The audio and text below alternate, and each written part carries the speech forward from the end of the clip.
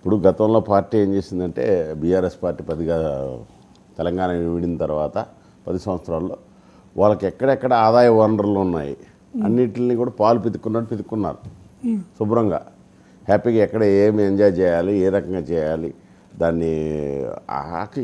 Even ఆఖరికి government ఆస్తులు కూడా తాకట్టు పెట్టేశారు.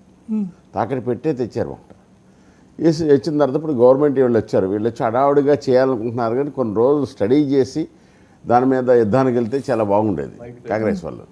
దాన్ని అలా కాకుండా హడావుడిగా వెళ్ళిపోయేటప్పటికి వీళ్ళు తప్పు చేస్తున్నారు, దాన్ని ఫుల్ఫిల్డ్గా వీళ్ళు ఎస్టాబ్లిష్ చేయలేకపోతున్నారు.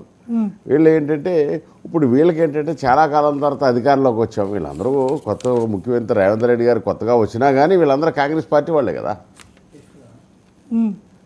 మళ్ళీ వీళ్ళకి ఎక్కడ ఆదాయ వనరులు ఉన్నా వీళ్ళు చూసుకోవాలి కదా.